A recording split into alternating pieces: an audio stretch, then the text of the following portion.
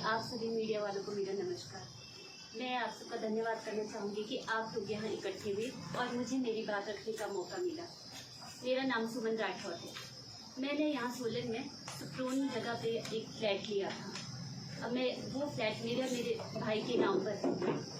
आशा प्रिया आवास बिल्डिंग का नाम है।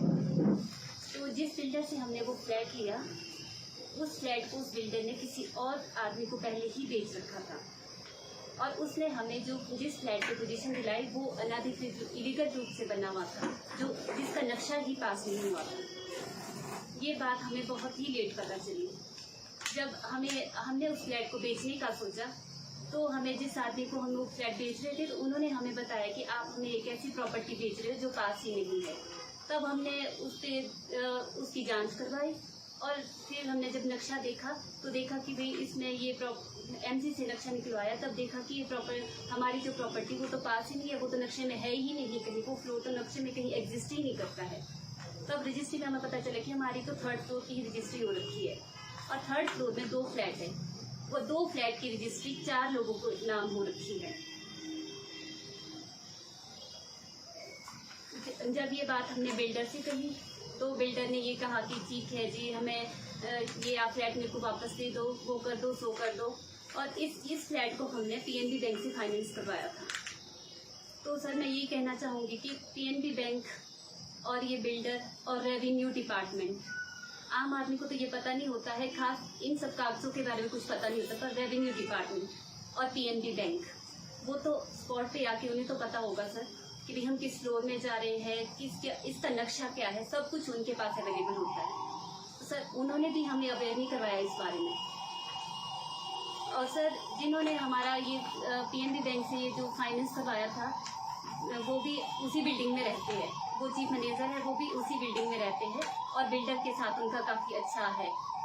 और वहाँ से 4-5 फ्लैट और भी है जो इलीगल तरह से पीएनबी से ही फाइनेंस हो रखे हैं, वो भी इसी तरह से बने हुए, नक्शे पास नहीं है और फाइनेंस उनको पीएनबी ने ही किया हुआ है।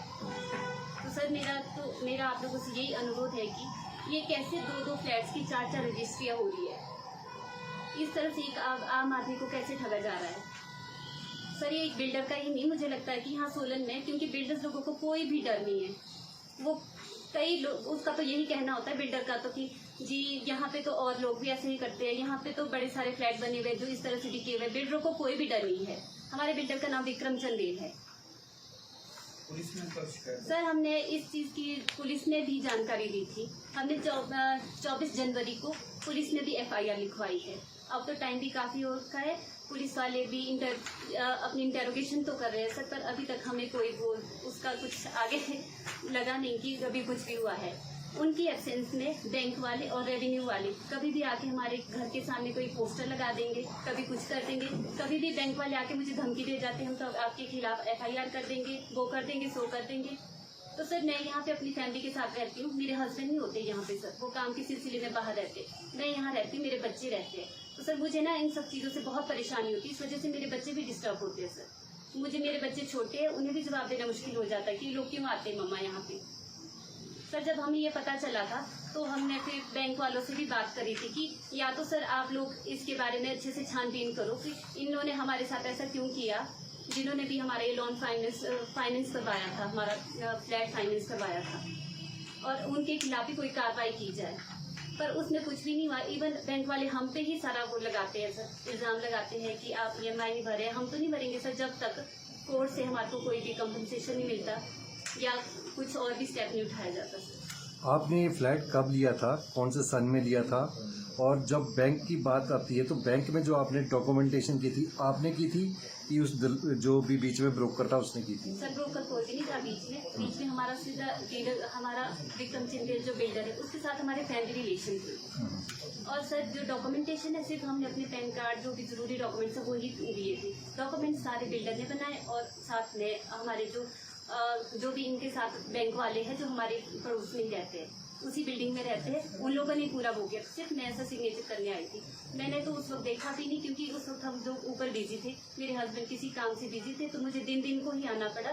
मेरे भाई आए थे और हमने रजिस्ट्री करवाई थी 14 जनवरी 2021 को। जब रजिस्ट्री करवाएगी तो उसमें कौन से कागज हैं कि फ्लोर नंबर 3 है कि फ्लोर नंबर फ्लोर नंबर 3 है सर उसमें। 3 है। नहीं, आप रजिस्ट्री करने से पहले कोई आपने पढ़ा ही नहीं कागज की किस पे आप साइन इसके कर रहे करने हैं। से पहले जब बात हुई थी तो मेरे हस्बैंड ने जो नक्शा देखा था वो उसने फ्रंट से दिखाया था। फ्रंट में वो आता है 3rd फ्लोर की तरफ, उसमें मॉल है। और जब उससे ज़्यादा हमने ज़्यादा छानबीन नहीं, क्योंकि उस बिल्डर के साथ हमारे रिलेशन बहुत अच्छे थे और हमें कभी लगता नहीं था कि वो हमारे साथ ऐसा भी कर सकता है, क्योंकि हमारे आपस में फैमिली रिलेशन थे सर, बहुत ज़्यादा विश्वास ये था। आपका जो फ्लैट है चौथे फ्लोर में बिल्कुल सर, ये 3 फ्लोर तक पास है ना। ये नक्शा 3 फ्लोर तक के पास, चौथे फ्लोर में चौथा नक्शा ही फ्लोर नहीं है ही नहीं है सर। और आपने उसमें सर मैं FIR की कॉपी है, नक्शा है, सब कुछ प्रोड्यूस कर सकती हूँ।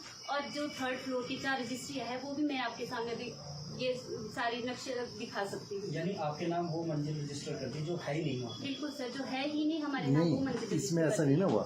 इनके नाम तीसरी मंजिल रजिस्टर हुई, रजिस्टर वो हुई है, पर हमारे को इनको मंजिल चौथे पे है। बैठा दिया। नहीं तो रजिस्ट्री तीसरे नंबर फ्लोर की हुआ, चौथे में आपका रजिस्ट्रेशन चौथे में हाँ लिया। जी सर। तो आपने क्योंकि आपने बोला नहीं कि तीसरे नंबर फ्लोर। एक्चुअली सर हमने पहले देखा नहीं, जैसे फ्रंट से उस बिल्डिंग को देखते तो फ्रंट से वो उसी का जिस फायदा फ्लोर लिया पे ना। हम आते हैं तो वो 3rd पे आता है फ्रंट से। तो वो जब नक्शे में देखते हैं, नक्शा आपके सामने ही है और रैंप उतर के ना वो पीछे से उठाया गया है। चौथे फ्लोर में तो जब ये इसकी रजिस्ट्रियाँ हुई तो 3rd फ्लोर की हुई रजिस्ट्री, तो वहाँ पे रेवेन्यू डिपार्टमेंट ने पहले नहीं चेक किया कि इसकी पहले रजिस्ट्री हो चुकी है या कैसे है? सर यही बात हम भी कहना चाहते हैं कि रेवेन्यू डिपार्टमेंट की भी तो सर इसमें गलती है ना। आम आदमी को तो नहीं पता होगा कि पहले इस तरह से, अगर हमें ये पता होता कि ये 4 फ्लोर, ये 2 फ्लैट ऑलरेडी बिका हुआ है, ये फ्लैट हम उसी पे ही रजिस्ट्री हम तो नहीं करवा सकते सर। वो भी तो सर वहाँ ऑब्जेक्शन कर सकते थे कि ये रजिस्ट्री हम नहीं कर सकते सर। चौथे फ्लोर में कितने फ्लैट हैं? 2 फ्लैट है सर, 4th फ्लोर में 3rd फ्लोर में 2 फ्लैट है, वही 2 फ्लैट जो 4th फ्लोर में भी 2 फ्लैट है सर। जो बैंक की आपने लोन लिया है उसकी जो इंस्पेक्शन हुई होगी Yes, उसको sir. देखने भी तो आए होंगे आपके सर सामने। वही आए थे जो हमारे उसके सामने भी फोटोग्राफ्स हुई होंगी, सब कुछ हुआ होगा। तब आप 3rd में थे कि 4th में थे? में थी सर, 4th में थे। 4th में थी सर। तो ये नहीं कहीं ना कहीं बैंक वालों ने मिली भगत से लोन। बिल्कुल सर, बिल्कुल। कौन सी ब्रांच है ये? PNB सर हमारा तो हुआ है हाउस लोन PNB ट्यूब से हुआ है। उस वक्त जो हमारे पास आए थे वो ट्यूब ब्रांच से नहीं आए थे, वो आए थे शिमला से, सर्कल से। चीफ मैनेजर सर्कल में थे वो, उन्होंने ही हमारा ये केस करवाया था। आपको फ्लैट वही आए थे कितने सर। आपको फ्लैट कितने में बेचा गया है और कितने की रजिस्ट्री हुई है? सर ये फ्लैट हमारे को मैंने 43 लाख की रजिस्ट्री की है सर। बेचा कितने गया ओरिजिनल? बेचा तो सर ये 55 के आसपास है, मतलब जो नेक्स्ट अप पैसे वगैरह दिए थे उसको 55 के आसपास था। लोन कितने का है? 32 लाख का।